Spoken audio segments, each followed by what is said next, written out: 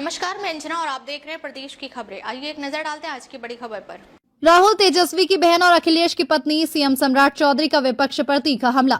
मुख्यमंत्री सम्राट चौधरी ने महिला आरक्षण बिल के संसद में गिरने को नारी शक्ति का अपमान बताया। चौधरी ने बिहार में स्थानीय निकायों में महिलाओं को 50% आरक्षण देने का जिक्र किया और कहा कि विपक्ष को जनता को जवाब देना होगा।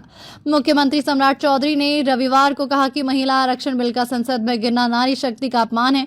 विपक्ष को इसका जवाब देना होगा। विपक्ष के इस धोखे के खिलाफ एनडीए एकजुट होकर अभियान चलाएगा। इस बिल के संसद में गिरने से प्रसन्न कांग्रेस, राजपथ, सपा, टीएमसी और डीएमके के लोग जश्न मनाते हुए ये कह रहे थे कि हमने बिल को पास नहीं होने दिया। भाजपा प्रदेश कार्यालय में आयोजित संवाददाता सम्मेलन में सम्राट चौधरी ने बात कही। इस मौके पर बिहार में एनडीए के घटक दल जदयू, लोजपा, रामविलास हम तथा रालोमो की महिला पदाधिकारी भी मौजूद रही। सम्राट चौधरी ने कहा कि लालू प्रसाद की बेटी और नेता प्रतिपक्ष तेजस्वी यादव की बहन सांसद बन सकती है। सपा नेता अखिलेश यादव की पत्नी सांसद बन सकती है। वह राहुल गांधी की बहन सांसद हो सकती है।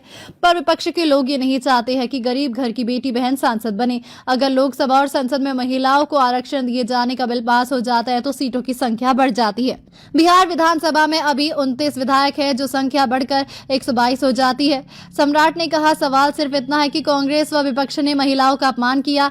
वैसे भी राजद की प्रवृत्ति तो बिल को फाड़ने ही रही है। उन्होंने कहा कि ये तो स्पष्ट है कि लोकसभा की सीटें बढ़ेंगी। जिस समय 70 करोड़ की आबादी थी तो संख्या 543 थी। अब 272 महिलाएं बनती सांसद। अब तो आबादी 140 करोड़ की है तो सीटों का बढ़ना तय है। अगर बिल पास हो जाता है तो लोकसभा की सीटें बढ़कर 816 हो जाती है और 272 महिलाएं सांसद बनकर आती है।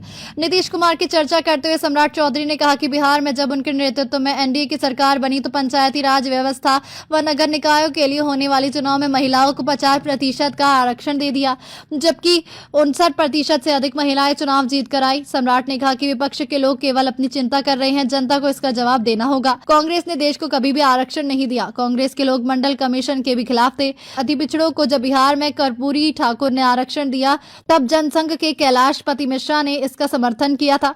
नरेंद्र मोदी ने आर्थिक रूप से पिछड़े स्वर्ण समाज को 10% का आरक्षण दिया।